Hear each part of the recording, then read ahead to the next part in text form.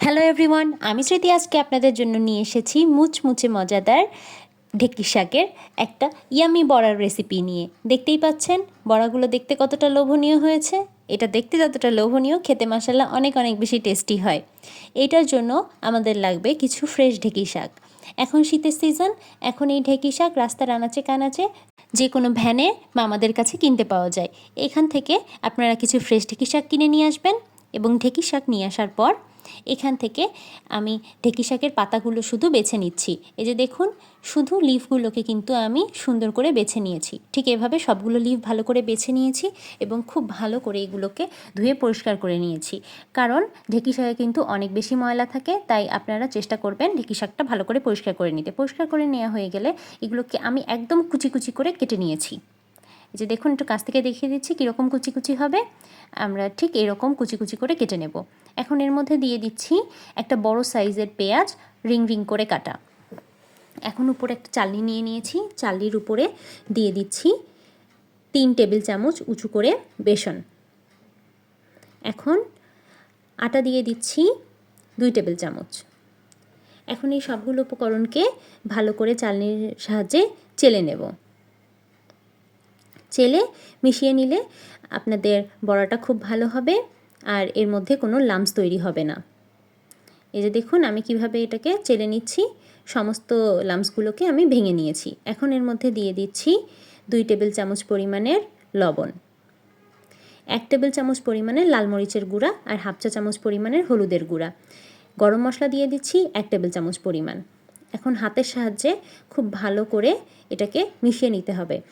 এই পর্যায়ে আপনাদের প্রথমে মনে হবে একদম শুকনো শুকনো, আপনারা একটু পানি দিতে চাইবেন, কিন্তু আমি আপনাদেরকে বলছি এখানে কোনো রকম কোনো পানি লাগবে না। শুধু আপনাদেরকে একটু হাতের সাহায্যে প্রেশার অ্যাড করে আপনাদের সবগুলোকে মেখে নিতে হবে। এই যে দেখুন একদম সফট হয়ে যাবে। কিন্তু যখন একদম প্রায় সবটা মাখা হয়ে যাবে তখন এই পর্যায়ে আমি জাস্ট 1 টেবিল চামচ পরিমাণের রান্নার তেল নিয়ে নিয়েছি এবং তেলের সাথে আমি সম্পূর্ণ মিশ্রণটাকে একটু ভালো করে মেখে নিয়েছি।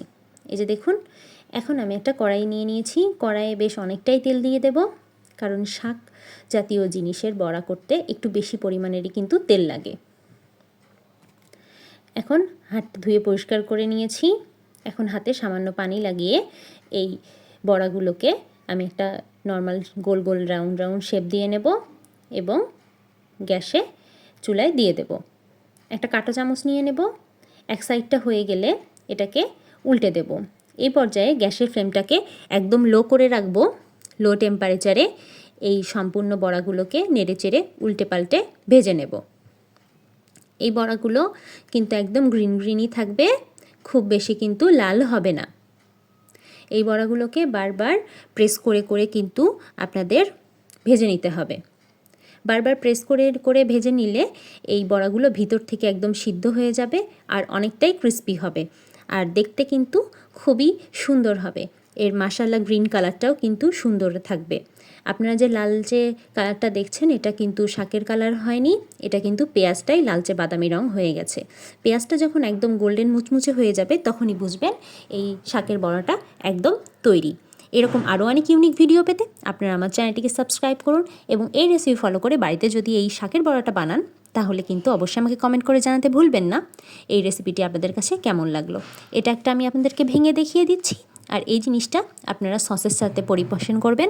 এটা আপনারা চাইলে ভাতের সাথেও খেতে পারবেন, গরম ভাতের সাথে খেতে কিন্তু খুব ভালো লাগে। আর ইভিনিং স্ন্যাক্স হিসেবে আপনারা এটা সসের সাথে বিকেলবেলা চায়ের সাথে নাস্তায় পরিবেশন করতে পারবেন। ভিডিওটি দেখার জন্য থ্যাংক ইউ এভরিওয়ান। ভালো থাকবেন সবাই। আল্লাহ হাফেজ।